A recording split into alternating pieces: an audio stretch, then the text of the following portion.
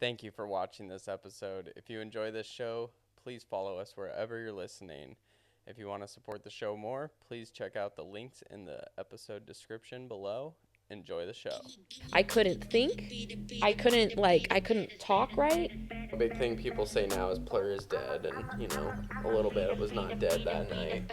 Our consciousness is rising, and the world is changing, and there's big things coming. So it's building, and then it just collapses all in on each other. I'm a baddest. Baddest. Be the baddest. Baddest. Be the yo. Bad. Gas, make it bad. Foot on the gas. Put your foot on the gas. Make it last. Make it put your foot on the gas. Make it. Hello. How are you? I'm good.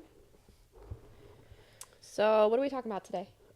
Well, we survived. We survived the apocalypse. Oh my god. Well, you almost didn't. Those zombies almost got your ass. I know. A couple times. They had those, it's like Hollywood. It's like Hollywood makeup on those performers, and they were just full on zombies. I know. There was one that straight up scared the crap out of me. Yeah, we'd be walking through that central area where they have all the pyrotechnics going off, and then you're just like out of your peripheral. It's just like, Quit doing that. You can go do that somewhere else. Are you gonna behave, dog? You gotta behave if you're gonna sit here. So, you didn't answer my question though. What are we talking about today? The apocalypse. Okay, we're talking about Apocalypse 2025 Music Festival at the Queen Mary. The apocalypse could mean a lot of things. The apocalypse could mean like the end of the world. It's open to interpretation. I want them to think that, we're that badass. It was an alternate dimension. We survived apocalypse. I mean, it did feel like it at points. There's some heavy energy there. Yep, it's a Insomniac festival put on by Insomniac. Yep. What is this? Is this the second or the third year? Oh, it's probably like I don't know. I don't know because I went 2 years ago. I don't know if it happened before that. So, we'd have to look it up. Yeah, I don't know. I think it's probably like 2 years. It's 2 or 3 years. It's really new. Okay. Like really new. And it's interesting because they do Escape on Halloween, and then they do Apocalypse right after Thanksgiving. Well, now they're moving it to July. No, they're moving it to the beginning of June. Okay. And is it going to be, did they say it's at the Queen Mary still? Yeah. Yeah, so it's going to be in the Queen Mary still. I'm assuming that everything is probably going to still be the same. But it's got to be something with sales, maybe they don't have because, Insomniac just likes to sell their festivals like crazy. It's all money. So maybe they're not making like that they want with it because it's cold. Because when we went, if you look at Insomniac festivals or shows, they're so packed. Yeah. Every single time. That's like one of my least favorite things with Insomniac is how packed they are. Yeah. And when we went there, I mean, we had VIP, but, there's Dexter. He's downstairs.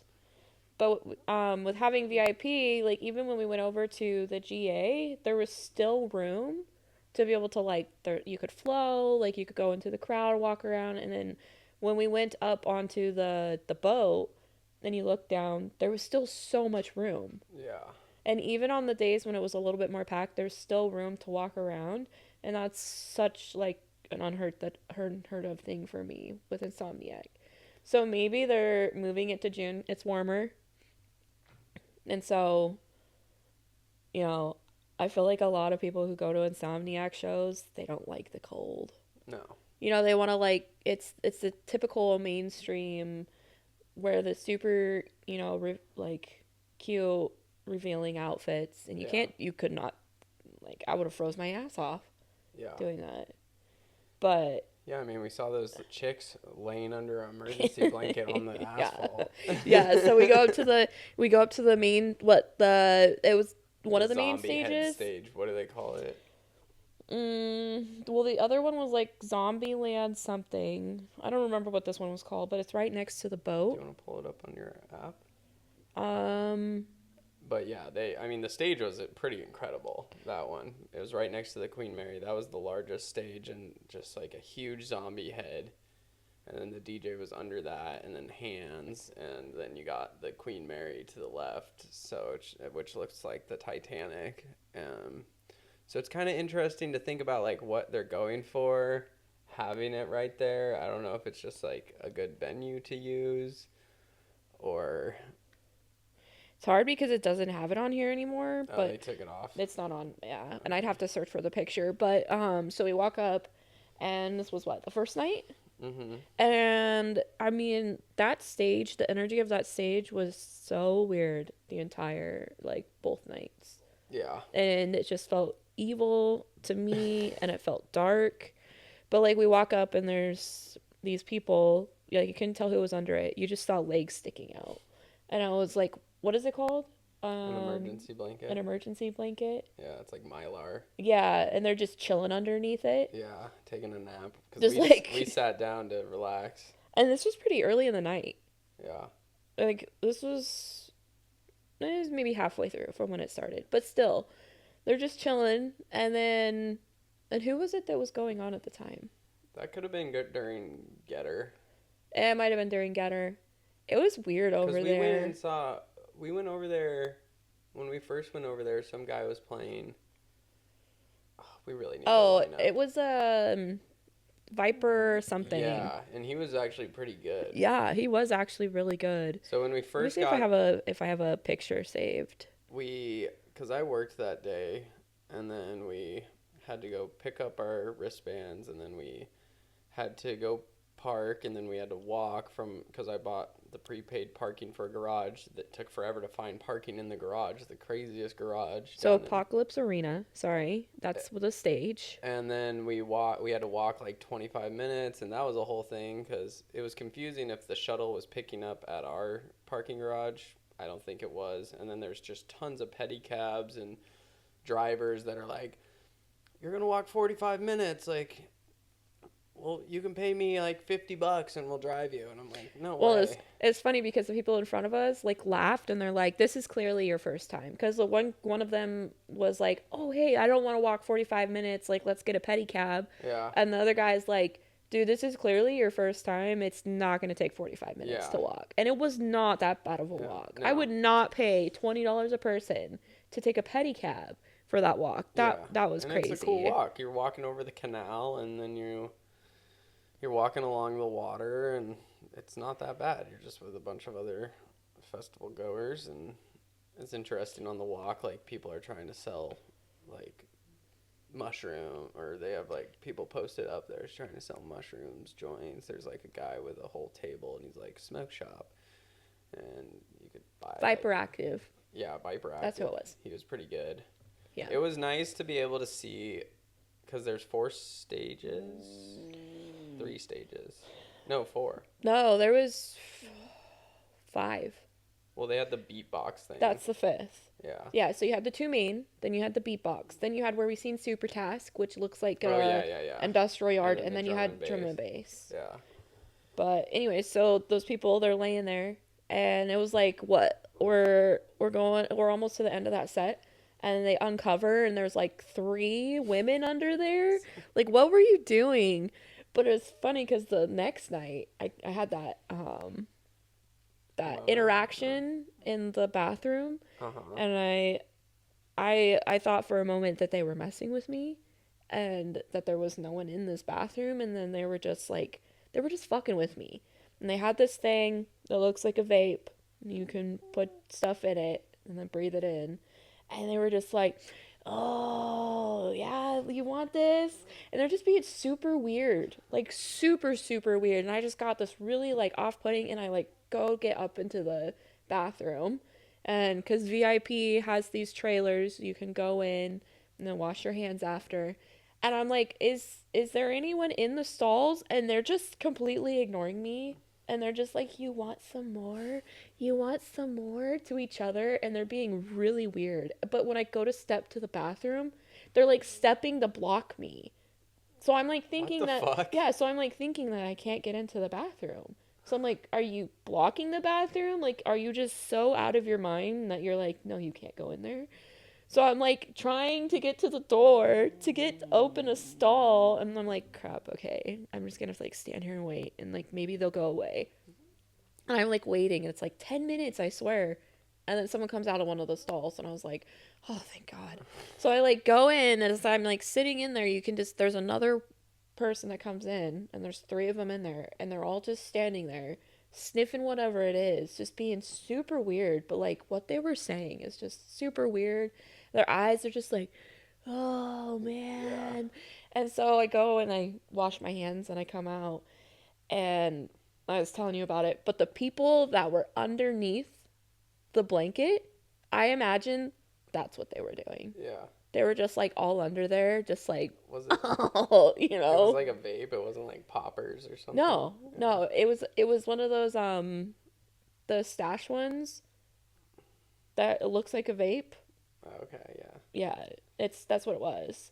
But I just imagine Yeah. that the people underneath that blanket, We're just that's what, and I just like laughed to myself because I'm just like, oh my God, like people Yeah. are so weird in SoCal.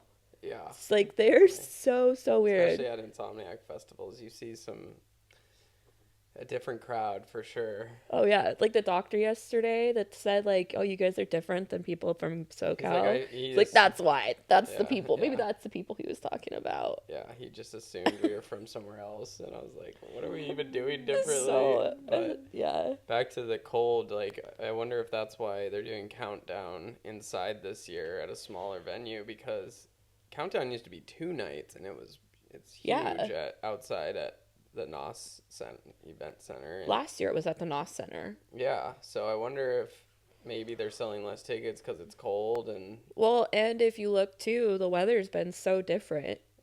And it's been cold and rainy. I mean, I know it was like rainy before, but oh my gosh, there that was fog. so much rain. Yeah, the fog's The been first crazy. night driving back, Yeah. couldn't even see like 10 feet in front of us on the freeway. That was wild.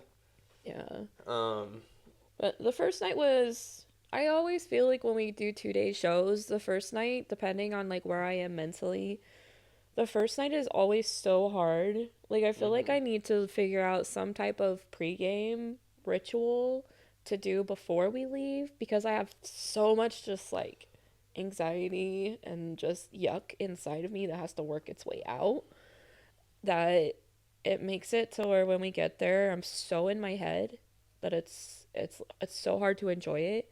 And then by the end of it, then I'm good. But it's like I got to get through that in order to be able to enjoy it. yeah. I But- mean, my body was just pretty beat because I worked and I was just standing all day, and it was so much walking. I mean, literally, we walked almost like 40 miles We walked a lot. that in 2 days. Yeah, we walked a lot. Well, we were trying to find somewhere that we liked what we were listening to on the first night. Because the first night was okay, but the second night had all the people that we really liked. I mean, we were at that one stage for a while because it was Yeah. just artist after artist. I mean, what was it? It was like we got Prob there. Cause. We got there. Mary Drop-ins. Prob Cause was first. Oh, We saw okay, yeah. half of I thought Prob he was Cause, after. and then it went into Mary Drop-ins. Yep, and And then then Trip Street. yep, and then was Boogie. And then Ahi. Was Boogie T that night? Or was that the First previous? night. That was first. Yeah. So then it was Ahi, and then we left And for then- Ravenscoon. Yeah, we left when Ravenscoon started, and we checked out. Who else? I'm trying to think of who else was. We Gorilla Tea was actually not bad. First night was Gorilla Tea. Oh, my bad. I thought he was the second night. Yeah, but the first night we got in and we saw the second half of Maddie O'Neill, which was always great. Great seeing her just playing bigger and bigger venues and just I think that was. getting out there. And then Yeah, walked over, saw the pit viper. I think we might We have saw Super Task, I the think, second night. the second night because we were walking. I didn't even realize he was playing. Yeah, we were heading to Ganja. Yeah. Or no, did we leave Ganja? No. Because we were at Ganja. No. We were heading over because we went, the Ravenscoon was playing and we didn't want to watch Oh, and we were Ravenscoon. gonna go see. And we were going to go see who was playing on the other side, which was I don't remember. But it was someone else that we were just like, yeah, I mean, he sounds good. Fuck.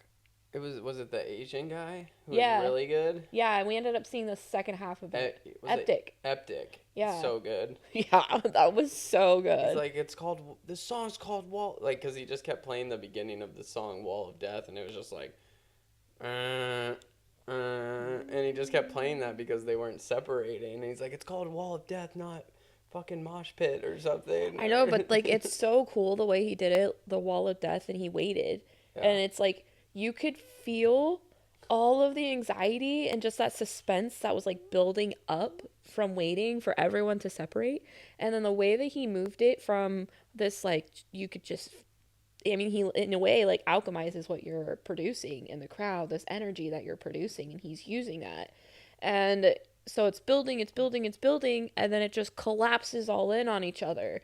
And so you're able to like get all of this anxiety, this frustration, all of this out to where it led into this like more, I don't know how you would classify it. The song that was after was so, in a way, like melodic and tapped into different emotions.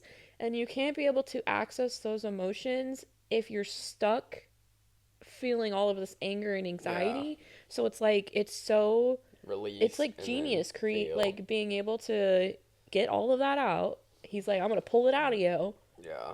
So that you can be able to experience this. Yeah, and what we were talking about, because I had never seen Wooly, and he was the first night, and then I was like, I think I like this Eptic dude more than Wooly's set here at this stage. And oh, it was so good. And then I was saying, he looks kind of Japanese, like, and saying to you that Japanese people, they just... when they have a craft, they just are so deep in it and want to do it so well. And then comparing it to like Taki New Light, who I'm just assuming is Japanese, but they're just like these Japanese Asian DJs. They're just their sets are so good because everything's just flowing so well, and it's just really banger after banger. Well, if you look at their culture, they're more in tune energetically with what goes on with our bodies than you're looking at like American culture. Yeah. You know, being in the Western civilizations compared to like the Eastern civilizations. So they're able to pull on that. And I mean, if you look at anywhere in today's world, everything that's coming out is energetic. Yeah. Everything is being tied energetically to stuff that is not within our physical space. So they're really able to tie into that and put that into their music. And obviously, like we've discussed it, to where when you're looking at music, there's a lot that's going into it. It's, you know, what are you tuning your music to? If you're tuning it to a certain frequency, how is that frequency of that music, or what is the vibration of that music? How is it influencing your body? While also looking at how are you, in a way, being programmed to react a certain way. And so I feel like they're further along in, like, because their culture is already learning that, they're already taught that from such a young age, that they're tying that into their music. And then it makes them just this, like, stellar artist, to where, I mean, his set was phenomenal. Yeah. And I used to, but I don't like heavy music anymore like that. I just don't like, the crowds are so intense and so rough. And there's so many, like, there's so much anger, and people just aren't nice. And so for, like, his set was so good, and I didn't get any of that. Like, no. And it was just, like, it was so much fun. Yeah. It's like, took me on a ride. Yeah, and Super Task on the way over there was...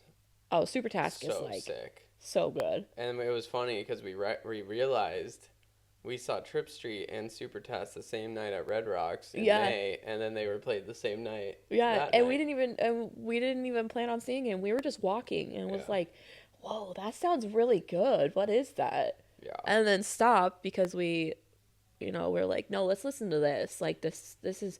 And I love that he's so good that it was just like it pulled us out of our path of where we were going, and it was like maybe the universe had something in line that we weren't supposed to go over quite yet. And it was like, no, get over here, come listen to this, kind of bring it down a little bit to go out and get all because we were both just like, we've seen Ravenscoon.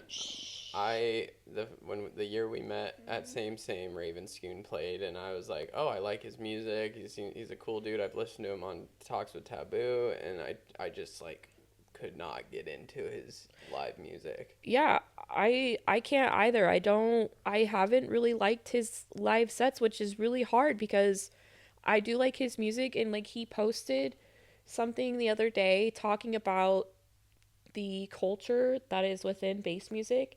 And he was talking about how when you're getting booked for a festival or show, so basically what happens is you take I think he used Subtronics as an example. So you take Subtronics, and this festival wants to book Subtronics. Well, Subtronics is working through this group that books him.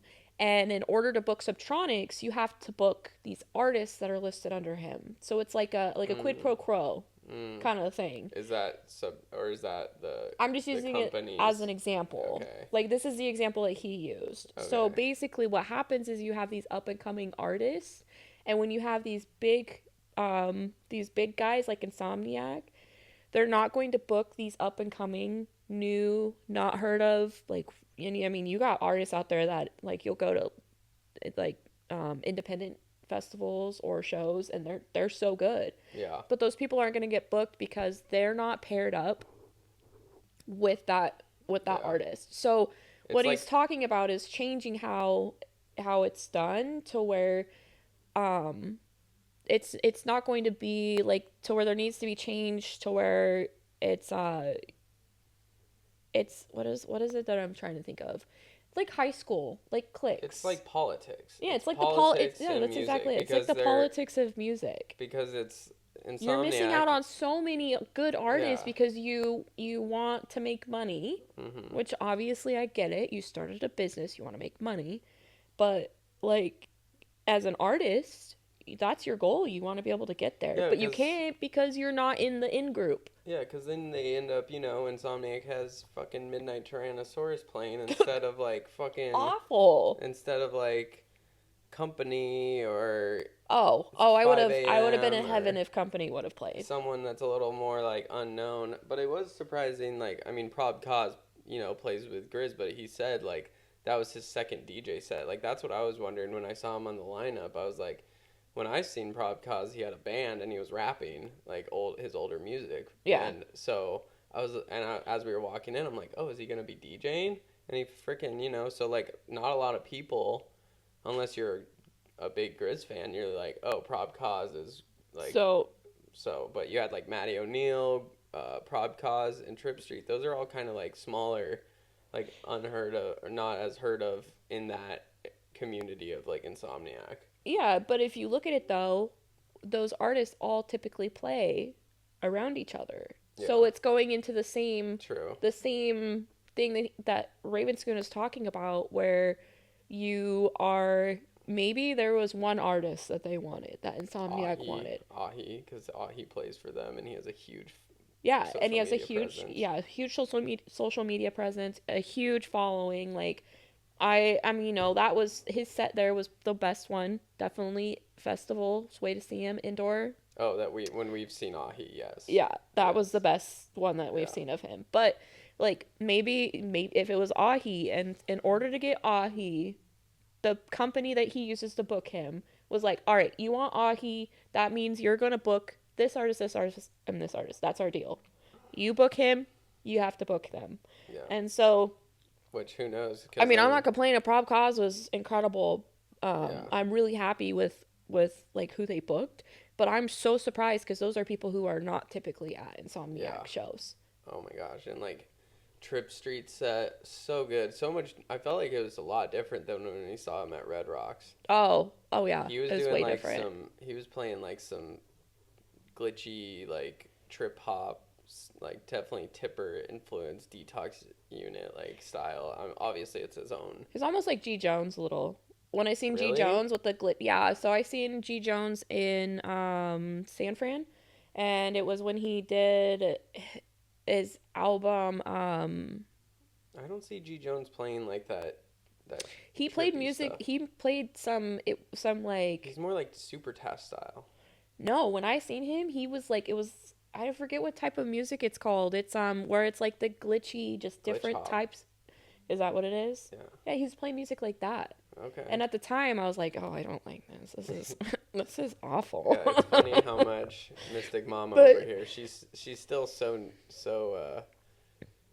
green to, not super green to the music scene, but you got into the EDM scene like way later in your life than I got into it when I was like 13. Yeah, but you look at it as like your level of consciousness and where it rises. Mm-hmm. And where I was at that time, I couldn't listen to the stuff I listen to now because my brain would be like, this, get it away, get it away. You know, like I the wasn't more there.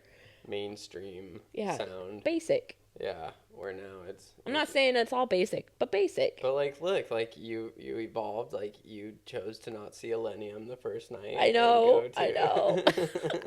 It's so hard because I love Millennium. Who was it? Nero? Yeah, we went and seen Nero, which I'm really glad that we did because every time that I've had the opportunity to, it doesn't work out, and then but this time. I do wish that we could have stayed longer, but we needed to get home. Yeah, we needed to get home. We were tired. I had work at 9 a.m. Yeah, so, but it was really good to be able to see him. Yeah, but to go back though. Yeah, because I saw Nero headline Red Rocks when I was, I want to say 18 or something, so 11 years ago, and I'm pretty sure it was two guys, but this time it was one guy, and then I watched a YouTube set from I think Countdown last year. So good. Their I'm just gonna say their music is, it's like I don't know, they were just playing like what you called it, what, like deep trash house. Remember we were trying I know we were trying genre. to decide on what it was called. Yeah. It's that like it just like feels so dark and so dirty, and you're just like just mop me up. Yeah, it's like it's dancey, but it's like grimy and dirty. Yeah, Dr. Fresh kind of sound, the vibe, definitely. which that's deep house. Yeah, but it's it's slightly different like than an that. edge to it. Yeah, we were saying it was trashy deep house. That's what we were calling it. Yeah, but yeah, it reminds me of like like when I got into EDM and my best friend brother Chris Grimes would show me European, like Euro tech house or whatever he called it. Yeah. And it reminded me of kind of that sound. I wonder where Nero's from. Maybe they're from Canada or Europe or I don't know. You know who I'm kind of surprised that wasn't with the type of music that was on the second day, because it was a lot more like experimental, bassy, wubby, not like house music, obviously, because Apocalypse is more of a bass festival, not more of a house. And so, especially with seeing him so much on social media right now, it's taboo. I haven't seen him at any, I haven't seen him really at any festivals, but he's posting stuff all the time about stuff he's releasing. Yeah. And the type of music that they were having, and he's such a big, I feel like he's a pretty big artist. Yeah. I'm surprised that he wasn't there. Yeah.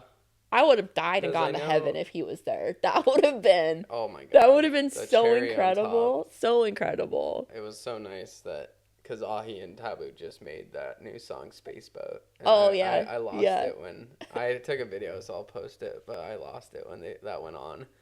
And I just loved that night at that stage. Every single one of those artists, they played like every genre. Yeah, no, they didn't stick to just their experimental bass. It Yeah. was drum and bass. It was housey. It was dubstep. techno, Yeah. trance. Yeah. There was a little bit of everything. That's my favorite artist to see is like they can just seamlessly Transition between the different genres. Yeah, because Like Mary Drop-Ins. It keeps you very like tuned in, Yeah. locked in, and you're not getting just like You're not like, all right, I'm over wandering. You're not wandering in your brain. Mary Drop-Ins, oh my god. I mean, she started off with experimental bass at the beginning of her set, and then by the end of it, she was doing rhythm. Yeah. And that rhythm was so good. It was just like dirty. Yeah. Like Boogie T's rhythm. Yeah. It was so good. And it was just like, she posted a video on TikTok after that. It was like from the point of view from behind her, and it was during when she was playing the rhythm, and like I forget what she was saying, but she's like, I'm about to spiritually fuck you up. Yeah. I was like, yes. I love it. I love her style, and I don't, because she played during the day at LIB, and I was probably just out of it. We dragged myself over to there because Jess just got there, and she was all on one, but, and then I think she ended up playing for like hours because, what's her name?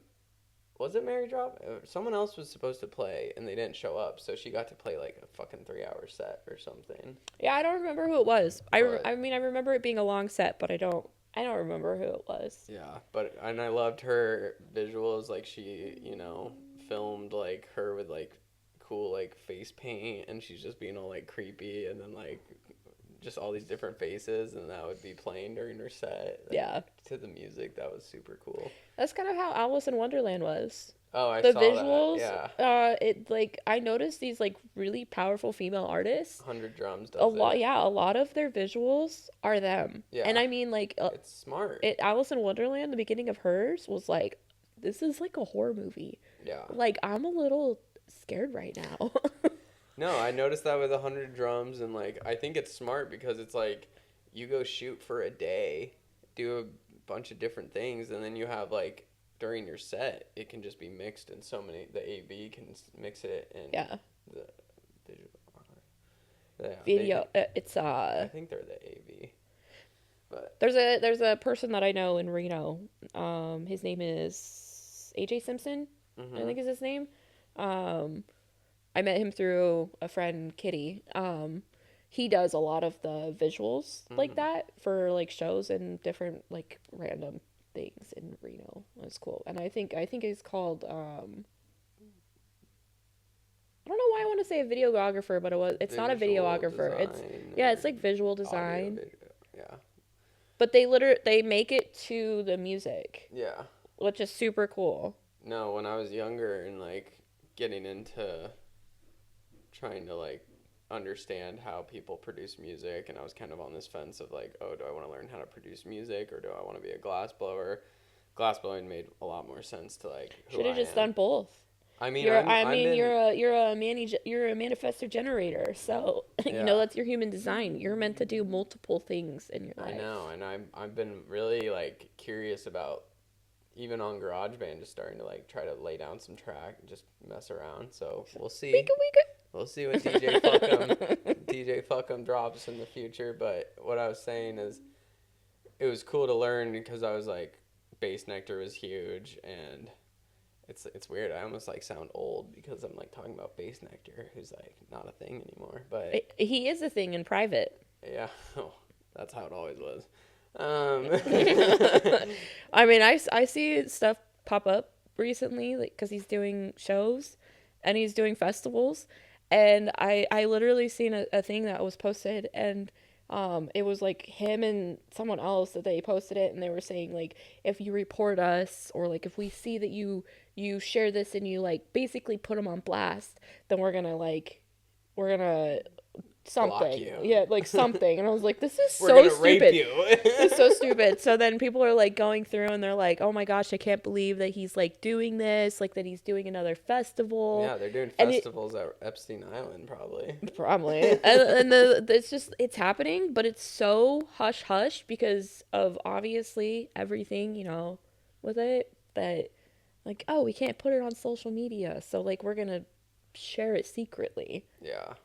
It's still happening. He's still doing shows. Because what I learned when I was young is that on Ableton, you can do your visuals on there. So they would be lined up with your sounds too. So you didn't have to like when you're playing your music, the visuals were playing too to those sounds. So you could like go in and, engineer how you wanted it to be. Yeah. But very cool. Yeah, the first night, did Barely Alive play the first night? Yeah, and we ended up leaving Barely Alive, but we came back and we saw the last part, I thought. No, it was because he was after Ravenscoon, so we came back to that stage and Barely Alive was playing. Oh, no, I thought Ravenscoon was the second day. Either way, though, we came back. Yeah. Either way, though, we came back. Stage. Yeah, we left. Okay. We came back and Barely Alive was playing because I was like, oh, I don't really want to see Barely Alive because I've seen him before and it's like, it's very mid to me. But when we seen him, there was moments when it was pretty good. I was like, wow, I've never really listened to Barely Alive, and like the whole head helmet wearing thing is like a weird gimmick, but I was pretty impressed by how he was playing. Yeah. I was like, wow, he's pretty good. I mean, artists also change a lot, and music changes. And the last time that I seen him was 2022. And that's when the last time I was listening to him. Yeah, I was pleased with his It's changed. But yeah, that was definitely, we really enjoyed that stage. What was the name of that one? Oh, well, so it was Apocalypse Arena, and then the other one was Zombieland Citadel. Yeah. That's where we were a lot. And yeah. The second night we found out that because we just walked to get water, and then there's like trees right in the back middle and people flowing, and we would just go sit there for a bit and chill, and really liked it because they had speakers all the way back there. Yeah. To go farther back. The sound was really nice. Yeah.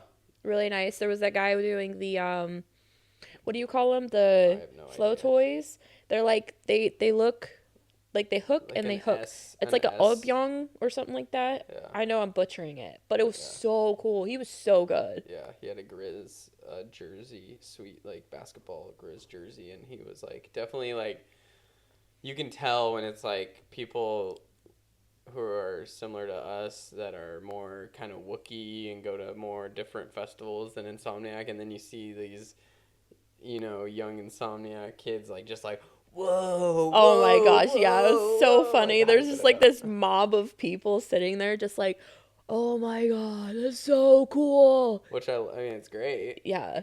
It was great, like walking out of VIP, walking into that area and just seeing like these young kids like all excited walking up to artists that I'm like, they probably never heard of Trip Street, and they're just like a song's going off and they're just like, what, like running up like, what?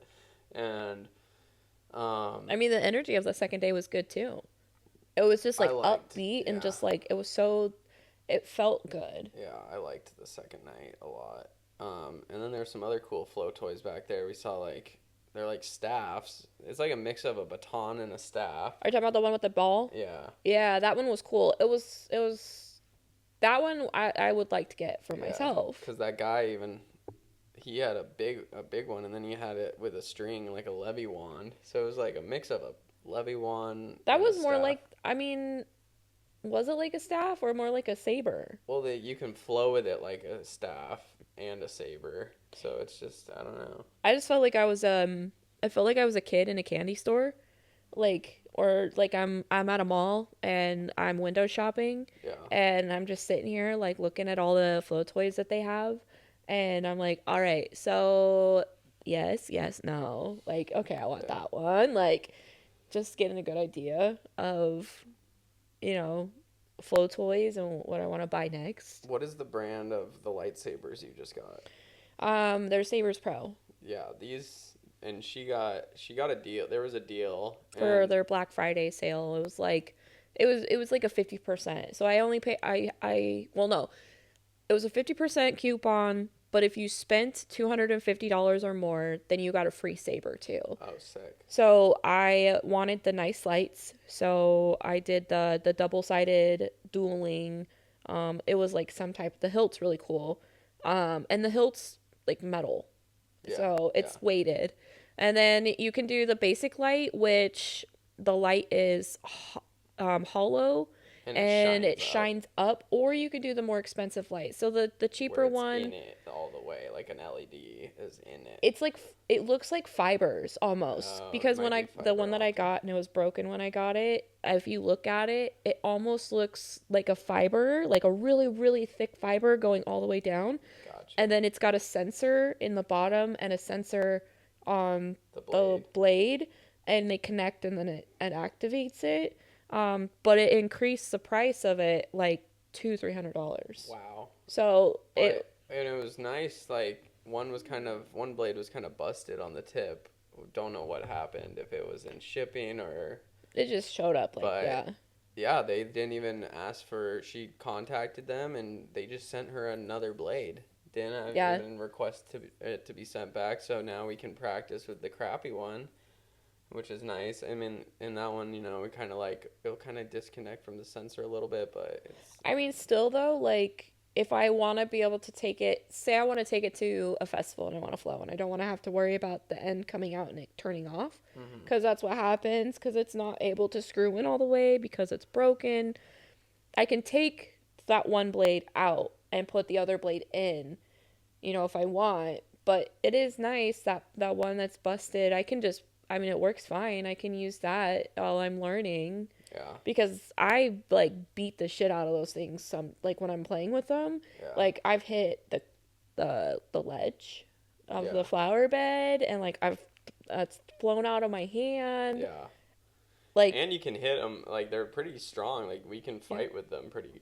They're made for dueling. Yeah. Like on their guarantee, it guarantees that you can duel and heavy hit without it breaking, and if it does, it's covered by the warranty. Yeah, those nice light ones you got are definitely, I feel like, nicer than the ones I've seen at Disneyland that are freaking crazy expensive. Yeah, I mean, yeah, it's a nice brand, but in terms of I would really like to get one of the guy that we saw. I did like the one that she had that looked like a baton with the big ball at the end, but the other guy that it was kind of like a saber. It had a levy wand too, and it was longer. I like how those are lightweight. Yeah. It'd be cool to get a dragon staff, contact staff like that, because it's light out of that plastic. Yeah. Yeah. It makes me wonder, because the fans are heavy and the sabers are weighted, and so it makes me think if I had a flow toy that's super light, how much of a difference that's gonna make.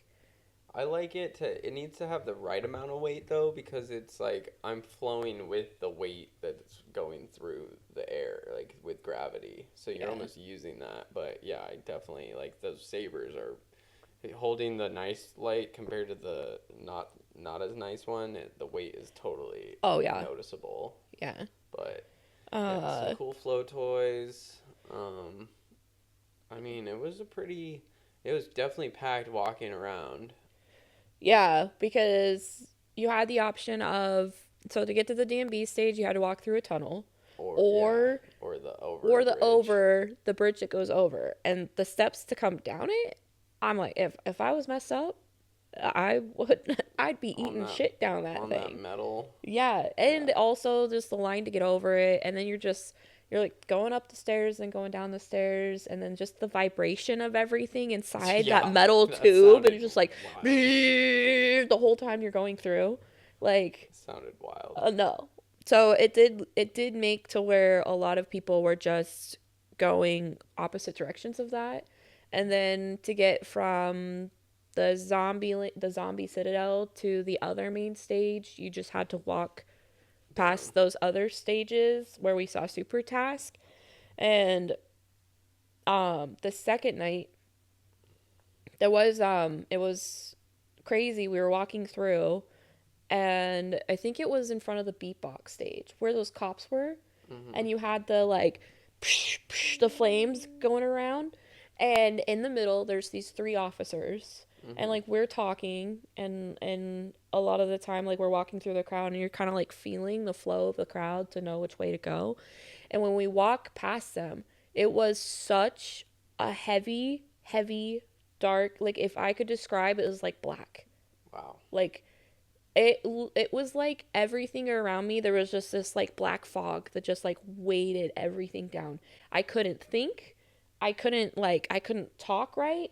It was just, and if you looked around, because I've always loved like how does the energy around us influence other people, and everyone is so disoriented that like you have all of they're just like here, and you have all of these people that are walking in, and they're just it's like, I'm trying to, there's like some animal that it's just like they're just like going every which direction because they're so confused because of the disruption on their energetic field in like that spot or something. Yeah, I don't know, like you go from ants where they're organized to just chaos. Yeah. And I remember like I told you like hold on, and I just had to like start like doing this because when you do your fingers, when you snap your fingers, it breaks up the energy. It breaks it up like completely. And I was just like all around me because it was just, it felt so dense and so thick that it's like that has to be sticking to people. Like there's so much hate right there and so much anger that it's so debilitating. You can't even talk. And then as soon as like doing that, and I was like, okay, I feel better. But it probably looked like a crazy person a little bit. I'm like standing there just like, all right guys, nope, I'm not yet, I gotta get this off of me, like get it off of me. Hey, do your thing, you know. But it's just, there's so many people who are going to these festivals, especially Insomniac festivals, that are so unaware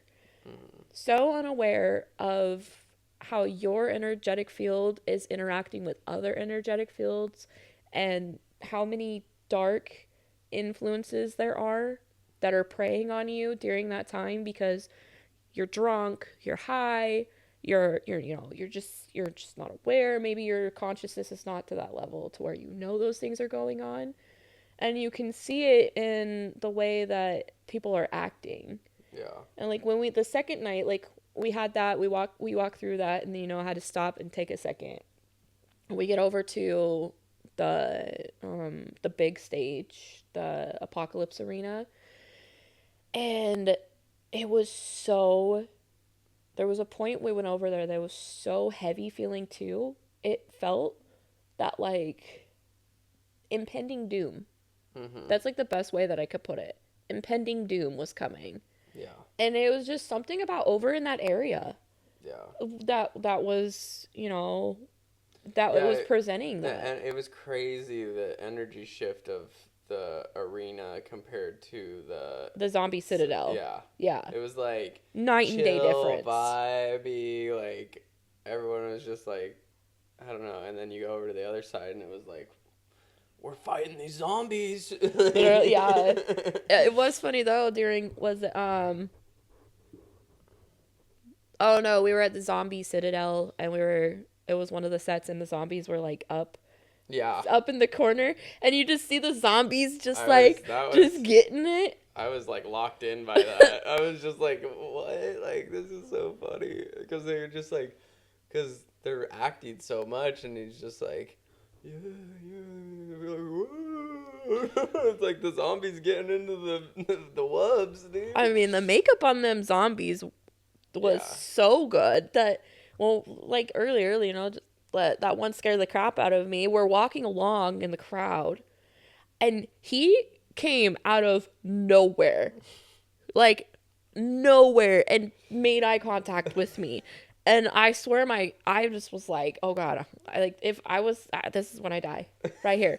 Like, that zombie is going to come after me. And he just maintained eye contact as he walked past. Yeah. And he knew too. He saw me flinch and knew that I was just like, oh God. He's doing his job right. That's one thing I do like about, since I've lived down here and gone to Insomniac, like a countdown. They do like a bunch of aliens and like people that are like, you know, in the suits trying to contain the aliens. You sure they're not real aliens? Because after I just listened to the podcast that Daryl, the one who channels Bashar on, aliens are real. Yeah, maybe they're just like, oh, this is a great time. It's their New Year's celebration. I can come out, no one will know. They're just gonna think I'm a performer in costume, and you never know. I think you're very onto something. And in that countdown too, they'd have like a like spaceship art car driving around, a UFO. That thing's That's cool. It was funny. Like what at Apocalypse, they had like the zombie biker gang or whatever. Yeah. And, but, yeah, I'm trying to think of what... Oh, yeah, it was really funny, like, because the first year I went, my friend told me, like, oh, with VIP, you can go up to, like, the viewing deck over by the Queen Mary, so we were like, okay, like, the first night, you know, just... Let's go check it out. Yeah, so we go up and walk through to, like, the back area, walk up, and then we walk up to this lady at the podium by the elevator, and we're like, where's the... VIP viewing, or where's the viewing area? And she's like, second floor. So we get in the elevator, which I don't even think we were supposed to go in the elevator. No, I think that that whole first time of going up there, we were not where we were supposed to be. Like, not only when we were walking in, but right before there was like a security checkpoint, and that guy was confused too. Like, you could tell he was just like, I don't know what to do. Do I stop him? Do I not stop him? And he didn't stop us. So like, we kept going. And then the lady was confused as to why we were asking. Like, yeah, it's the second floor. Yeah. And, like, I just think the whole time that we were not supposed... I feel like we were not supposed to be there. But the universe gave us an opportunity. Just on this flow. The universe gave us this opportunity to be able to experience something that we wouldn't be able to experience otherwise. And so... If the timing was different. Yeah, exactly. And so it allowed us to be able to go up there. Yeah, we get out of the elevator, walk across, and they have like a gate, and there's a guy there, and we show him the wristbands, and he just opens it up for us, and we go up. And I was like, yeah, this is so cool. Super nice. Like, they have like couches, and you just have a great view. Like, the Queen Mary's right behind you because it's like the dock to get on. And you're probably like, what, 100 feet up in the air? No, like 50 maybe, like at that level. Yeah. But it was like 2 stories. And we're just like, so I take some videos, and we just are hanging out for a bit, and I just wanted to walk around. They had like a masseuse up there. Yeah. For those people, they have a bar. I bet you that was, being that we weren't supposed to be up there, and that was for like a higher level tier, I wonder if that stuff was free. Yeah, I was like, do you have to pay for this? But yeah, I was like, who knows? Maybe we could have just gotten a free massage. But we left shortly after, and it seemed like the guy at the gate was kind of like glad we came back. Oh, yeah. Because later, was it the next day? Yeah. Or later that night? I think it was later that night. Yeah, later that night. It was later that night. We went back over there. Because we wanted to get a good video of, Wooly, yeah. And we go over, and then once we got into like the lobby of the elevators, now they had a sign that said elevators for ADA only, and then it was like, take the stairs up, and we get back up to the same guy who let us in before, and then he's like showing you like, I'm like, we show him the wristbands, he's like, no, and I'm like, what are you talking about, dude? You let us in earlier, like, we can go in there, and he's like trying to show us a picture of like all the wristbands. Oh, I didn't know what he was doing. I was just like, no, I have a wristband, because he's like looking at it, and he's like, no, that's not it. I was like, but you let us in. This is the same wristband. Yeah. And like there was 2 women that were coming out, and they were just like laughing. And so like they must have just been like, oh yeah, they don't know that they got the wrong wristbands. Yeah. But I'm like, no, like, dude, the wristband, it's the same. And he didn't speak English that well. Yeah. So you're like, no. He's that's like showing the same us his phone. Wristband. He's showing us the phone, and we're just like, what are you trying to tell us? And he's like, level 4. And then... But you had to take the stairs. Yeah. To get to level 4. Like, I'm not going up there. Nope. But I could see it. I was like, there's a level 4? But yeah, from the crowd, I could see... The stairwell. It was like the top. Yeah, well, no, you take the stairwell, and then there's a little, like, patio. Where people... Yeah, so you come out of the elevator, and there's the top of the stairwell. and that goes into the hotel. No, it goes higher. The fourth level is just a tower. It was I just know, a but if you tower. look, there's a walkway. It goes into the hotel. It's Okay. another entry point into the hotel. I almost wanted to go into the ship while we were up there. I was like, dude, I kind of I want to didn't go know on if we could. If we could go into the ship. It would have been Big. cool, but like it smelled good. It's whatever food they you had. don't in there. ask for permission, you beg for forgiveness. Yeah, But well. anyway, I could see, like, which was kind of cool, like, you have the normal VIP at the stage, but then you could have gone up for the arena stage, and you get this really high vantage point, which is kind of cool, but it's way nicer at the lounging deck. Yeah. So, at least we, got some video of that. That was chill. And then, you really enjoyed Wooly, right? Oh, I love Wooly. Yeah. It's so good. Like, I mean, I will say that once upon a time, I used to enjoy it a lot more. I feel like for me, maybe it's a little bit of nostalgia from like going first going to festivals and shows, and like Wooly was one of the first artists that I was like, oh my gosh, this is incredible. Yeah. Like his production and everything. He wasn't so much on Excision's coattails at the time. Okay. Now I feel like rides Excision's coattails a lot. And he has a heavy influence from Excision. And so I'm not saying that's bad, but it's just for me, I don't enjoy it as much as I used to because now I'm not so much part of that. You've leveled up. Yeah, I've leveled up in my music tastes. Yeah. Excision is good, don't get me wrong. Excision was great. I will not I don't like listening to his music outside of a set for the most part. Yeah. It doesn't do it for me. But his sets, he puts on such a good production, and the way he flows it, oh, incredible. The man knows what he's doing. Yeah. But Wooly, I feel like he's just, it's like a mini Excision at one point, you know? Yeah, and I feel that. it's not It's not as authentic as it should be. if you wanna stay stagnant in your music journey, and you wanna just like not elevate yourself in what you're listening to, because obviously when you start to look at what am I listening to, same as what am I eating, what am I putting on my body. Oh, we're getting deep. Yeah, you're gonna want to like elevate yourself, Yeah. and you're not doing that with that music. Things You're don't- staying stuck. Yeah, things don't sound the same. They don't taste the same. They don't feel the same because you're raising your level, your frequency. Yeah, Vibrations. what is that music's frequency? Yeah. So, and that too, maybe that's why. I'm not saying that it's bad. It's good. But for the frequency of what it's at, it's just not, I want more. Yeah. I want more sounds. I want more meaning to it. Like, I want more feeling. Like when we seen Probcause, like that was incredible. Oh, but there's so many different sounds in that music. It's not just like buh buh buh buh, Yeah. And it's great because, like, the majority of songs he came out with a ton of songs. He was on with other artists after Grizz took his hiatus. And so has a pretty good library of music he can... His lyricism's good. Yeah, and he was able to rap live over all his tracks, which was awesome that he's DJing and rapping at the same time. And it's just like a mini Grizz set because it's so many, like, Grizz bangers that I love that it's just like, wow. This music, because I haven't seen Grizz in a couple years, and I'm like, wow, Grizz's music is just so different. It's like same but different.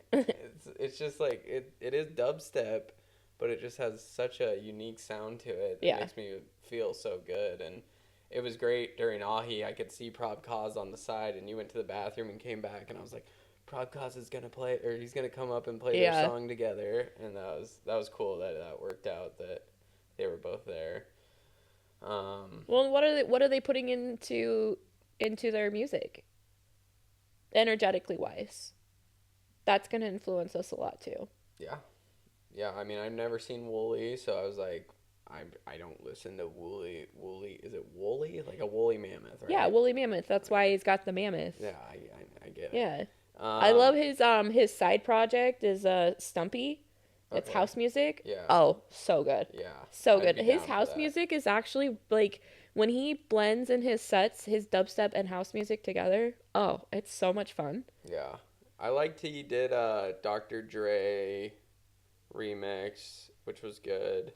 He had a lot of good, remixes of old non EDM songs, which was cool, but it was how his set was, it was good. I mean, I was also really tired, but the flow of it, once I saw Eptic, I was just like, Oh, that it's was a like a hard. night It and was hard to day. follow after Yeah. Eptic. Yeah, it's like it's a night and day, like, of how they how they flow their music together live. And it's almost kind of like, do artists get to this point, like Wooly, where it's like, oh, I have this diehard cult following that I almost can, like, are they slacking off almost in those times, or are they just not as good of DJs as what I've seen? Because I've seen the best DJs in the world. Well, look at like just in regular society when you start to do you go for a career that you enjoy, or like photography, and you really enjoy doing it. It's something you're really passionate about. But then as you start doing it more and more, and it becomes your life and your career, everything that you're doing, all of a sudden it changes from I'm really passionate about this, I really love this, but now it's just so exhausting and it's like it's just not it anymore. Yeah. So maybe, you know, maybe it's like a point where it's like that for him because Maybe. his music is just kind of like it was like this and then it's plateaued.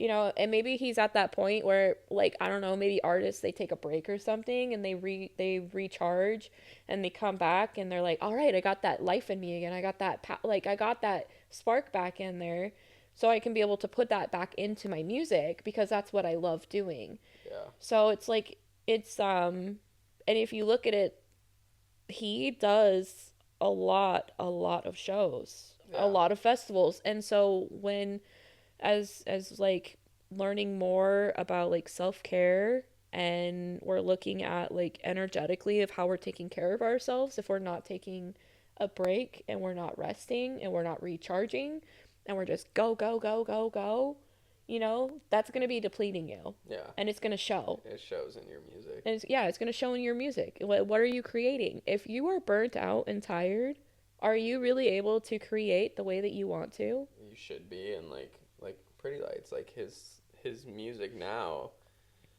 is just completely evolved from before he took a break. And Yeah, but he did that. He took a break, he recharged, like that spark is back. Yeah. And you can feel it. I mean, when we went to Colorado for it, that was like life changing. It was just that was swirling. life changing. That was so incredible. Like, and it's obviously something that you can't even describe unless you go. Yeah, and you see it. Yeah, you have to experience it. But like now I get it. Like when it was completely life changing. There's no show that I've been to that's like Pretty Lights. First Pretty Lights show she went to. So on incredible. Her birthday, her 35th birthday. Doesn't look a day over 25. Getter was really cool to see the first night. I've never seen Getter, and I've just always enjoyed his presence. I'm not a fan. That was when it was feeling dark. The energy of the space was dark. Was Getter. And I mean he's okay, but I thought he was pretty good. And also I just think he's a funny dude, and I loved that we were talking about that music video where he's eating the burger and it makes him sick. You were talking about being on mushrooms one time. Yeah, and it just totally tripped me up. A minute later it came on and I was like, this song sounds familiar. Oh, it's that song. But it was cool to it was nice to go to a festival where there's a lot of different stages and you have to pick and choose, because we've been at, same, it's really a lot of just alternating and you're not missing a lot, where we might have been at a stage at Apocalypse for 30 minutes or something. So we got to see a lot of different music those 2 days, which was nice. And I got to see some artists I've never seen before, or artists I haven't seen in 10 years, like Excision. I mean, I saw Excision 2 years ago play their Detox set, and I thought that was really good. That dude Ray we met, that was a really crazy experience meeting that guy. First he came up and was chilling next to us in VIP with his crew, and then he gave us quite a few mustache stickers because I had a mustache. Oh yeah, I took those stickers to Tahoe Live. Oh, you did? And we're walking out of the apartment, and I don't know what I told Fabio something. I was like, yeah, you just need a mustache. And I was like, wait, you have a mustache? I was like, I have a mustache too. And he's like, what? I was like, yeah, I got mustache stickers. And he's like, is that supposed to mean something? And I'm like, no, dude, I got mustache stickers. And I pulled out the mustache stickers, and I was like, see? He's like, what just happened? Yeah. That's hilarious. Yeah, it's great that, those were given to me, but you just, like, took them. Yeah, I mean, hey. Well, you needed one because I can grow one.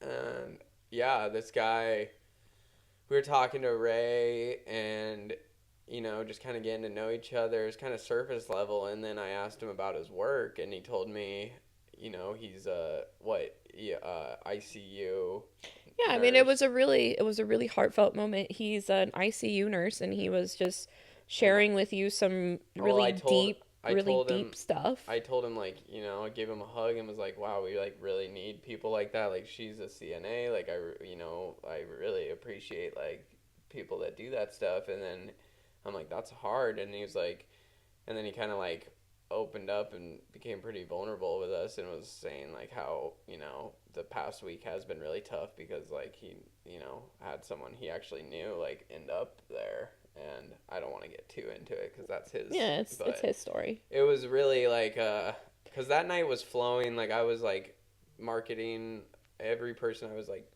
naturally talking to. I'd be like, you like podcasts? Like, follow us on Instagram. Check out our podcasts.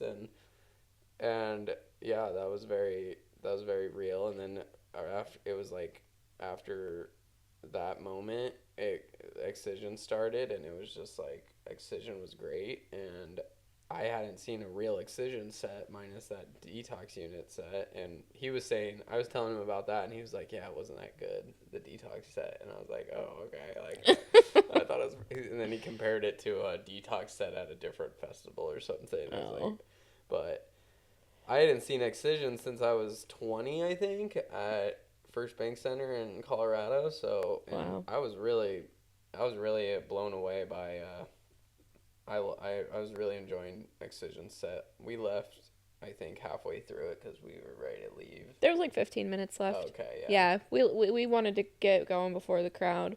I feel like that night, which it's like a really big gift in itself, is that you were able to be like a trail angel for multiple people. Mm-hmm. You had the guy that came up when we were just chilling, the black guy.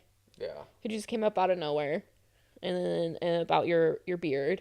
And his which is kind of funny because your beard is not really red. But like he thought he saw red in your beard. Like, but it was my like my whole presence.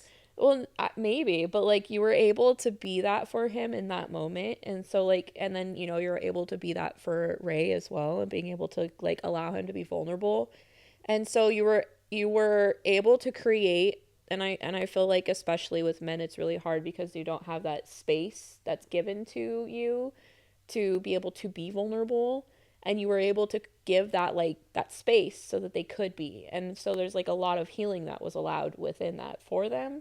So I feel like that was like a really beautiful thing. Thank you. To be able to experience that, and for you to be able to experience that. I experienced it a lot myself. Yeah. But to see you being able to, it was really special. Yeah. Cuz it's something I feel like I'm noticing a lot is there's this toxic masculinity. Mm-hmm. And when you are in these crowds, especially, outside of like when we are at shows that are experimental based, I feel like when we're surrounded by a bunch of looks, it's all love. Yeah. You know, when we're around Wooks, Maybe some it's like jaded Wooks are there here and there. but for the most part, when you're around Wooks, if someone needs to have a moment and you need to be able to have that space, you're able to be vulnerable. It's more acceptable. But when we go to festivals where you have the crowds that Insomniac brings, you have this toxic masculinity, and you it's not as comfortable for people. It's not as like so being able to see that and having I'm like seeing it more, I feel like in those instances. I seen it at Tahoe Live too. So Where what people are being more be understanding where and open. men are giving being able to because you can't it's it's it's not like meant to be where the I mean obviously you do, but like for men need to be able to support men, women need to be able to support men, like we build each other up. And so like seeing these moments where someone who is in their masculine properly, that they're able to give space and allow another man to be vulnerable, to be able to have the healing that they need to have. Because outside of that moment, and a lot of the times you don't realize that you need that, until you do. And so it's just really beautiful to be able to see that happening more. And that's obviously like our consciousness is rising and the world is changing and there's big things coming that like maybe that's why we're seeing it more. Well, a big thing people say now is Plur is dead, and a little bit it was not dead that night with people like us. Yeah, but. it is weird. Like like I've heard that Plur is dead, and which is crazy because for me that was like a big thing when I started going to shows. Was getting into that. Because I was like, oh wow, like this is like a form of acceptance. Like you can go here and you can be whoever you want to be, and you see it. I mean, you see men who in their daily lives are probably like wouldn't be caught dead dressing or talking like they do at a festival. And we saw that guy, he was with his girlfriend, and he was like, I mean, he was like looking like a dominatrix, and she totally supported him in it. And whatever you want to do, it's your own thing. But for me, that was the biggest thing, is that I could see all of these different people that in their normal lives they couldn't do that, and it was this place of like freedom of expression. And Plur was part of that, peace, love, unity, and respect. And obviously now and that was with the candy, and the candy came with it. And now we're seeing that we make candy, we don't give it out. Yeah. Like I am looking and no one has candy anymore. Yeah. No one's doing it. Like I saw a kid gave me one at same, and it was literally like he bought it online. Yeah, they're not making it. And so it's maybe it's a part of the culture that's being phased out because we're not having the emphasis of like, hey, like let me teach you, like let me teach you how harm reduction, like let me teach you how to be respectful. Let me teach you how to be respectful to women. Like this weekend. Well, we can I know, but I'm just saying, like this weekend, the things that I experienced, it's like, who's not teaching you these things? And it's because we're not having, there's so many, like influencers are such a big deal now that it's like influencers aren't using their voice to be able to speak to these things. Because we all want to party and have a good time, but we have to remember, be respectful of others. Kindness is free, and candy is just like a symbol of how you can be kind to like others. I see you. I see you. So it was good. What about hot dog? Oh my gosh, no, before we get into that, because I do want to say, excuse me, so I do want to say that when I went to Beyond, their food selection, dog shit, absolute dog shit. I mean, this is a big thing with festivals. They don't give good choices of food. I need to nourish my body. I need good, nutritious food. It was nice that at Apocalypse, we seen an acai bowl.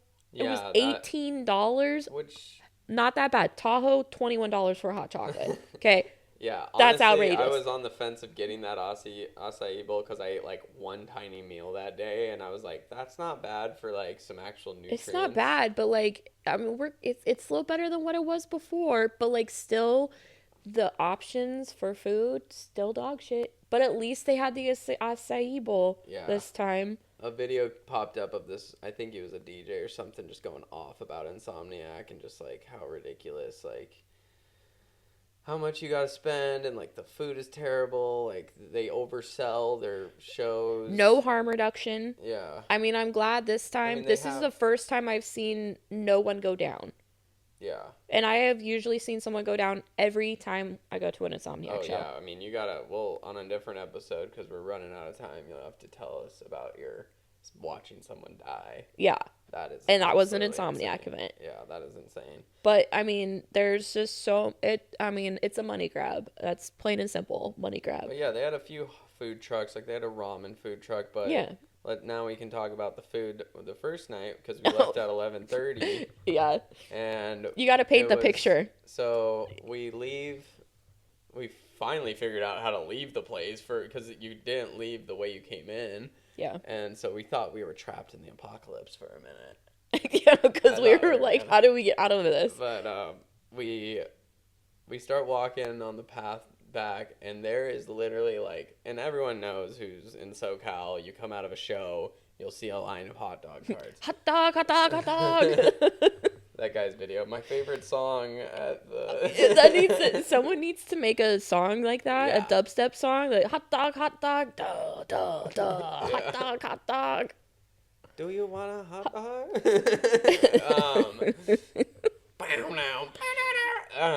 Anyways. But yeah, we're like the first people. Literally, there's one guy in front of us. And it's literally like 40 hot dog carts on each side of the sidewalk, and they're just like, hot dog, hot dog. They hot waited. dog. They waited until we got maybe 5 feet in front of them, and then they started clanging their tongs, and they're all just like, hot dog, and you're trying not to make eye contact as you're walking by, because you're like, it felt like a parade. Yeah, and they're just cheering us on. Yeah, and then you got the kid. He's like, we got soda, we got water, we got, kids are out. It's like midnight, and they're like, yeah, we're getting ready. It's like you have reached the age where you can come.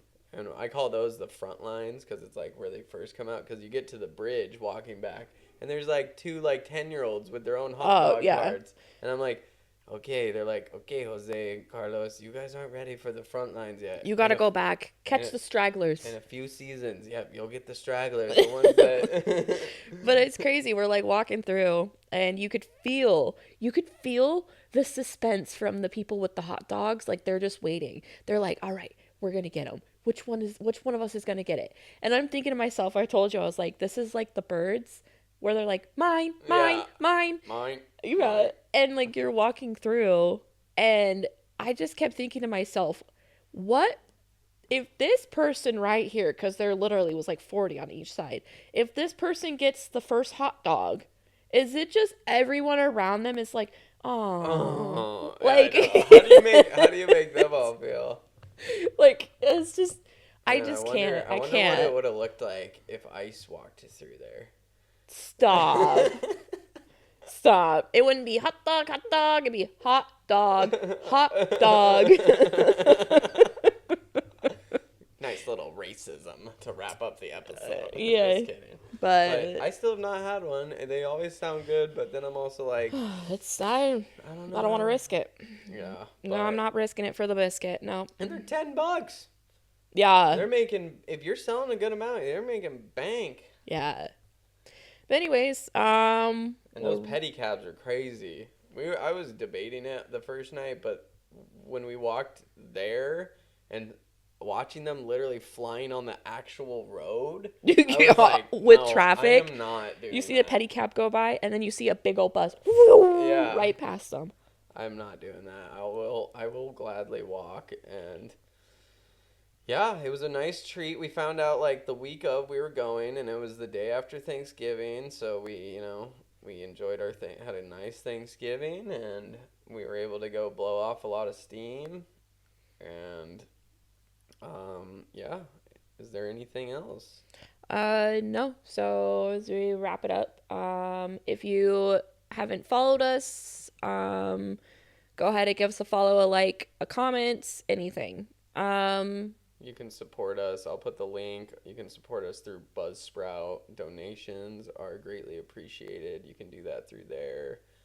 Even a simple little share. Yeah. Helps us. Just, yeah, please give us a follow on Instagram. DM us what you think. We're posting on there.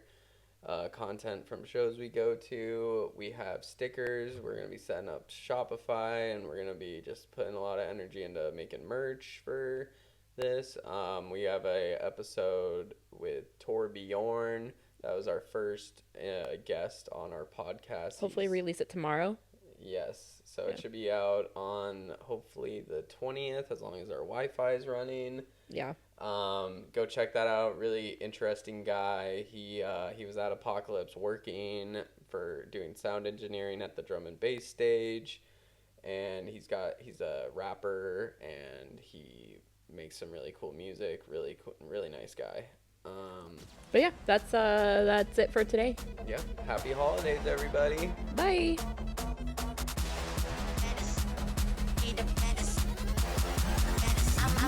I'm a baddest. Bad. Make it less bad. I'm a bad. Be the bad. Make it less bad. Foot under the gas. Gas. Make it less. Gas.